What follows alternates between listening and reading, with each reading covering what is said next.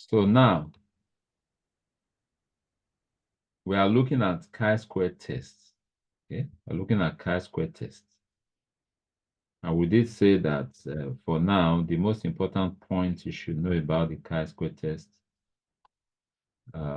chi-square test is used for, it's a test of what?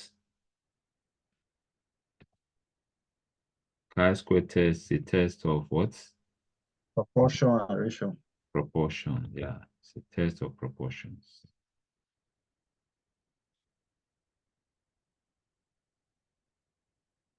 It is a test of proportions. It's a test of proportions. Okay. While in t-test and ANOVA, we talk about mean, here we talk about proportion. So we are trying to compare the expected proportion with the actual proportion. Okay. And don't forget, when you are formulating your hypothesis, you always focus on what? The expected. Don't use the actual for formulating your hypothesis. Always use the expected, okay, to formulate your hypothesis. So this problem we are seeing is actually a test of, chi-square test is a very big, it's a very, very important test, especially, particularly in the field of biological science, medicine, um,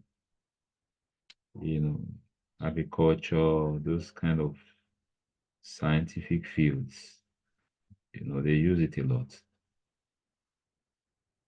Okay, so now let's try to graph this data.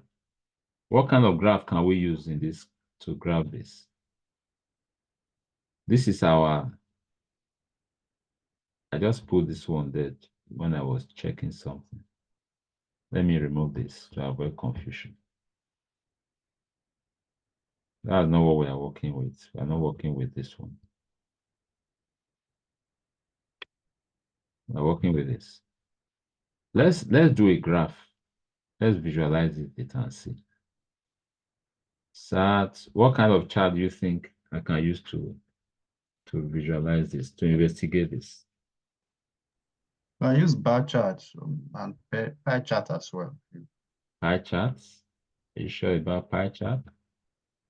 Let's see what pie chart would look like. Pie chart is almost unusable in this type of situation. It's too complex. Pie chart is usually good for simple data, not a two-dimensional data like this. Do you understand? Yes, sir. For example, if I had selected just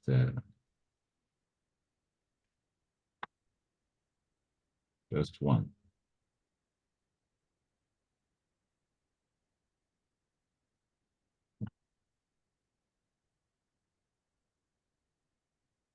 see, pie chart can easily give me that.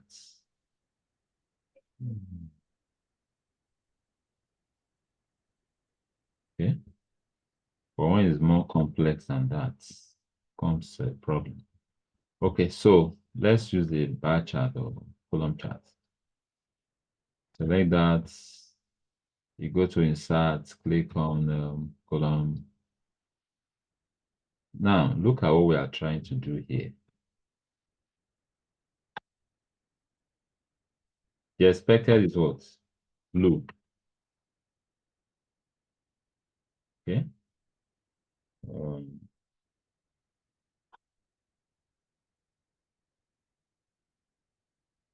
the expected is blue.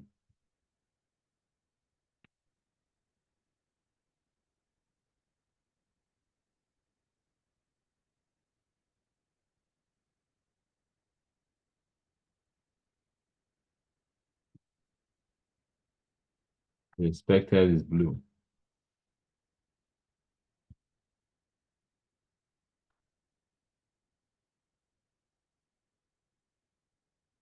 So now what we are checking is this. This is a pi square. This is what we call a goodness of fit test. That's the most the simplest form of the chi-square test. It's a goodness of fit test. Now we are trying to see, there's an existing proportion of large to small to bad. You know what I mean by bad? When you harvest, sometimes maybe some tubers are rotting or eaten by rodent or whatever. Bad. So there's an existing expected proportion of large to small to bad. But this is the actual now, the actual proportion. So we are trying to investigate this actual proportion. Does it match the existing expected proportion? Does it match them? We can say it's kind of close, like this one, they are kind of close, like there's almost a match here, or there's almost a match here. It's only this one. Are you following? Now, this difference, is it statistically significant? Okay. If it doesn't match, if it matches, will the investigator be happy? The farm owners or farm management, will they prefer it when it matches, or they'll prefer it when it doesn't match? I think when it doesn't match. Thank you. That shows you understand what we are doing. Okay. So if it doesn't match, it means there has been a change, right? Yes, sir. It means that there's an improvement, Yes.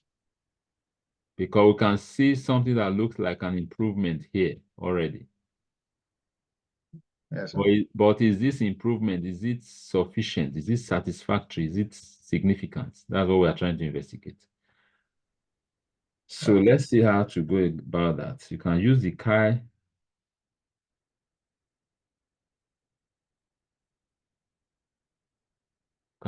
chi-square dot tests function. It's asking you for the expected. I've already put it on this table here. You could select it from here or from here, whichever one. The expected. Sorry, it's asking for the actual first. You select the actual, comma.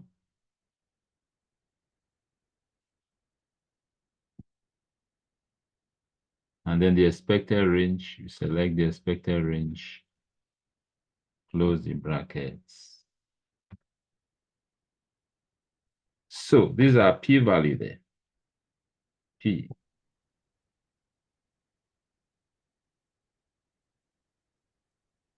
So help me with the interpretation. Give me the interpretation.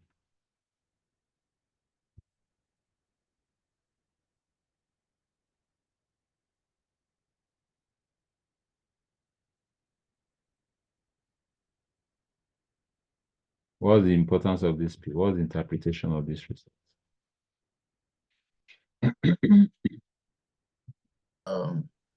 The level of sig. Yes. So this P is higher than the level of significance, which is 0.05. Okay. So we are rejecting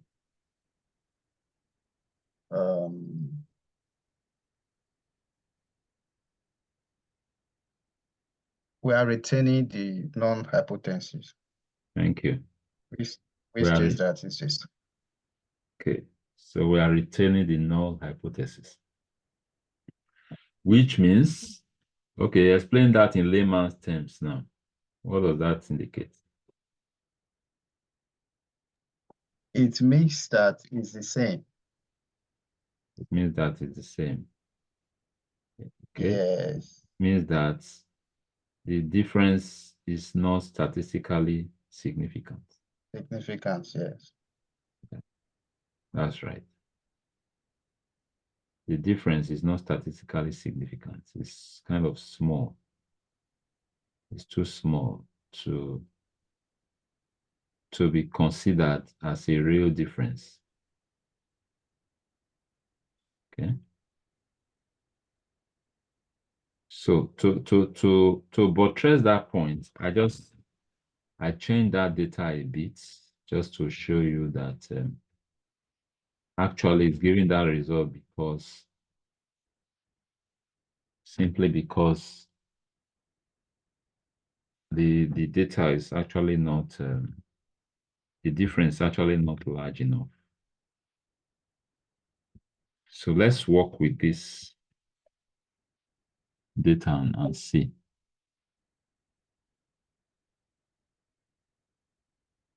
Let's work with this data and see.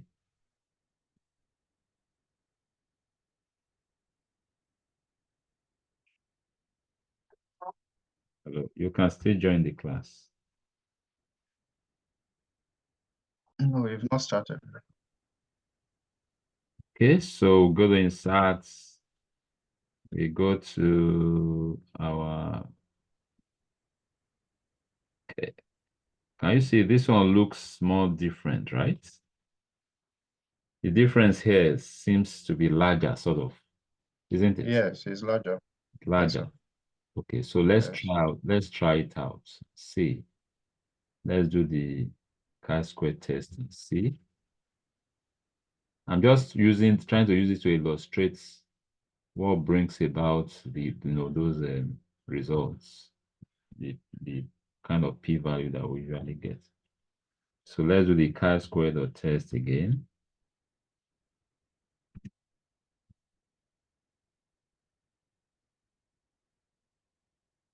Chi-square dot test actual. Let's select the actual, comma,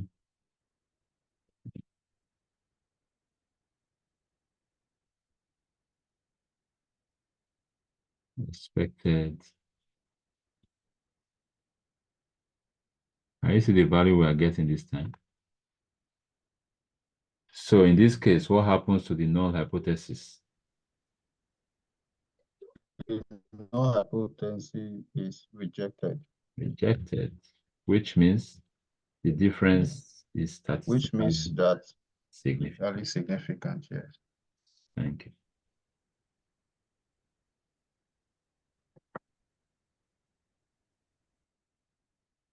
So, and that's an indication that the solution that was implemented is actually effective,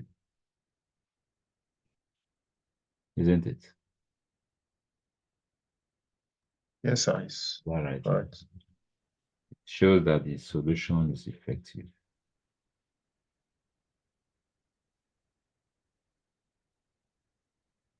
So that's how the chi-square test works. Actually, this a specific chi-square test can be more. It can actually be more complicated, but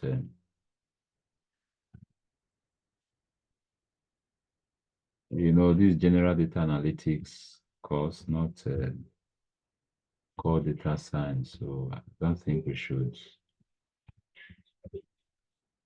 bug ourselves too hard to go into all the complexities of this goodness of fit tests.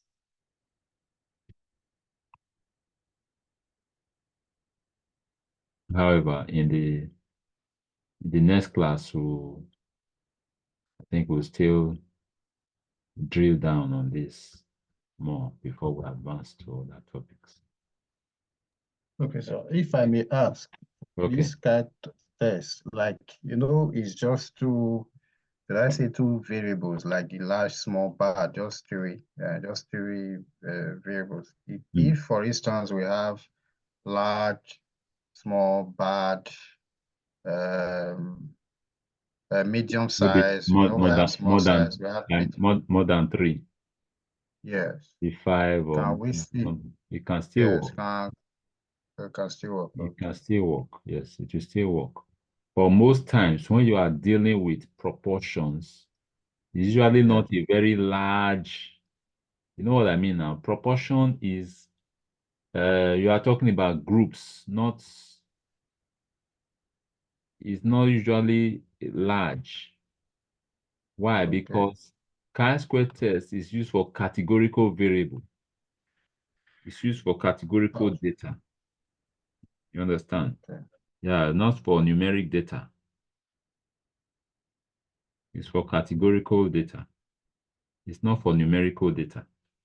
When you are dealing with numerical data, that's when you usually have very large number of items.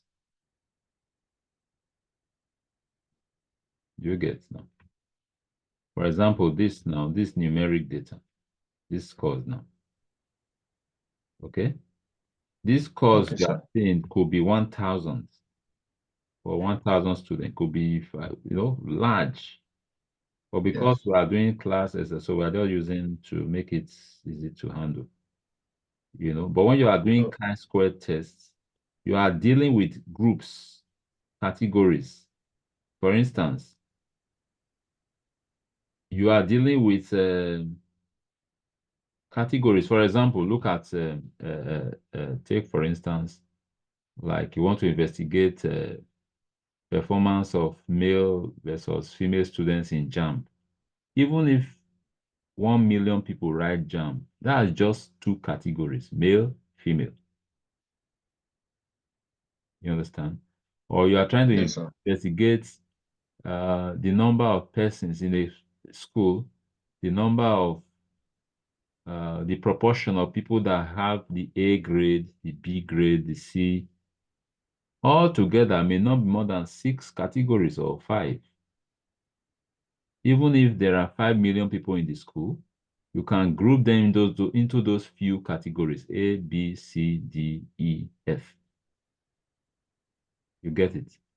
That's the Yes, nature. sir. That's the nature of categorical data. That's why it's like that. That's the nature of categorical data. Categorical data is typically not in large numbers. So Okay, sir. that's it. That was an important question. Is there still protest? What?